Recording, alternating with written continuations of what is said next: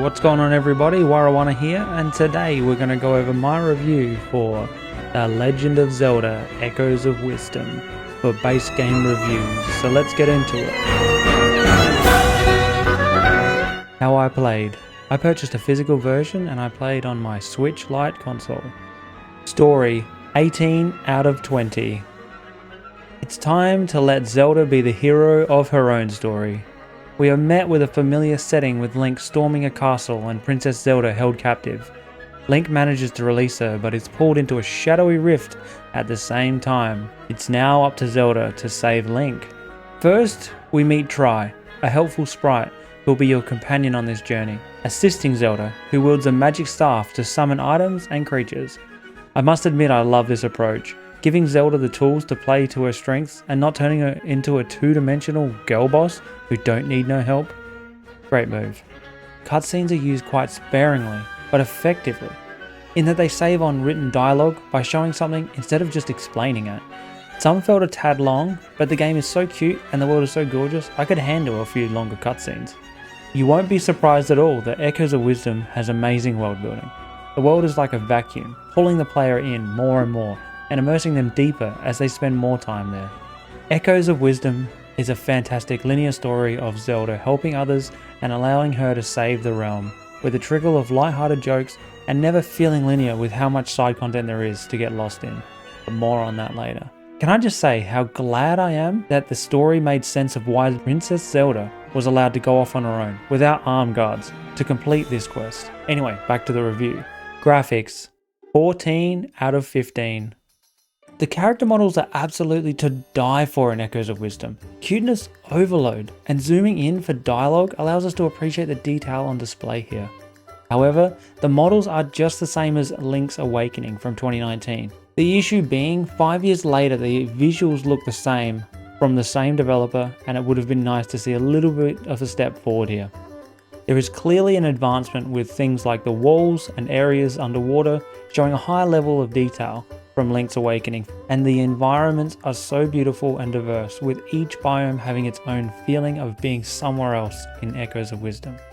Simply watching grass burn or an enemy get frozen or electrocuted, I could tell just how much love and care went into this game's special effects, and I cannot praise the studio enough for the work they did here. They really are able to do so much with so few pixels.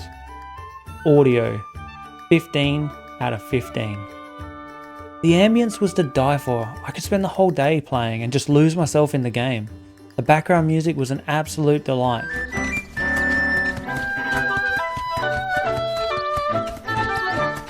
And there was a warmth to the villagers and the NPCs travelling around them, making the world feel truly alive. I really felt immersed, welcomed, and at home in this game. The boss music was a delight, each with what felt like its own music, which made the boss that much more engaging and enjoyable.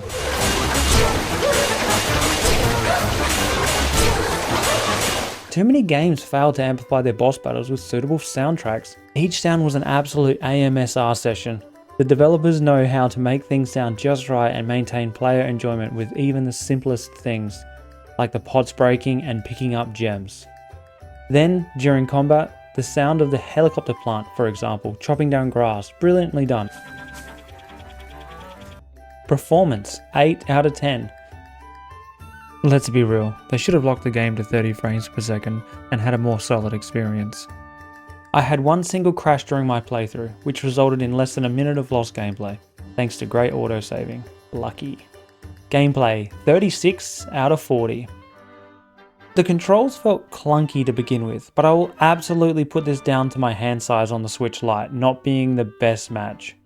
The movement and responsiveness felt so good, and I really enjoyed myself galloping around on the horse, who I absolutely called Roach, Sumi, and the platforming was a delight. The ability to kill an enemy to make it summonable is the fundamental base of Echoes of Wisdom, and these items range from stools to rocks to snakes and a shark, and all the way to a cloud and a cube of water. So as you can imagine, there is a bucket load of choice here. This freedom to approaching enemies how you choose with the tools you gather is brilliant, and also allows the player to approach most puzzles in your own way too. Now of course I did just use the bed more than anything else, let's be honest, one of the first things you obtain, but the decision was mine, and I was not forced to do that. More games need developers to make games with choices like this. If you follow just the main story, it has great pacing, but the game is great at getting you sidetracked, and it will happen to you a lot, just you wait. The UI is clean and nice overall, but honestly, I wish there was a better way to filter through the various summons you unlock. Even though I predominantly use the same 5 summons over and over, it was annoying jumping between just them. Imagine if I utilized more summons.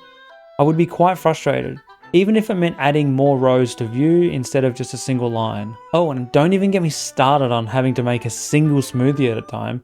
Echoes of Wisdom has a system where you gather resources and are able to make smoothies and potions for either regaining health, energy for link form, or buffs and protection.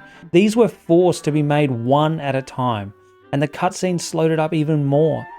Talk about not respecting my time. No matter how cute your game is, I am not here to stare at the same cutscene 5 times. Developers, please update this. The bosses are all extremely well designed and felt so unique. Each followed the general rule of 3 rounds, were a good challenge and were an absolute delight to go against. I was perplexed at the enemy variety the developers were able to jam into Echoes of Wisdom. Not to mention all of them had to be programmed to be an ally when summoned. Kudos again to the developers. There is constantly something to do around the place, with little side quest markers on NPCs' heads just begging for you to spend 10 minutes doing something like walking a stake to their son who has found themselves stuck in the mountain. Or maybe you prefer to challenge yourself with a minigame of picking up scattered acorns within a certain time frame. The choice is yours really, and I just couldn't get enough of it all.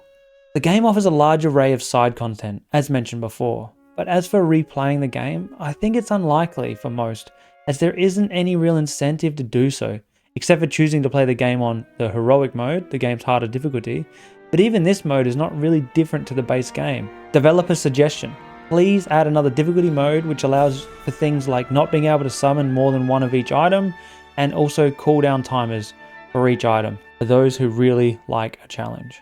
Overall, 91 out of 100. This game is absolutely incredible.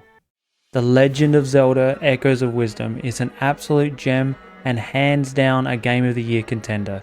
It has done such a great job of balancing freedom of choice for the player without allowing too many strategies that feel too strong to not use in every situation. Now, Nintendo gets a lot of hate for having a 30 FPS 720p machine, but I'm telling you this right now, they know how to nail fun and great gameplay. This game is a must play for me because Echoes of Wisdom has just too much on offer to pass up. Go buy it now and thank me later. If you stuck around this long, we thank you for watching. If you like this content, make sure you subscribe to the channel and like the video. Also, make sure you check out the latest reviews at basegamereviews.com.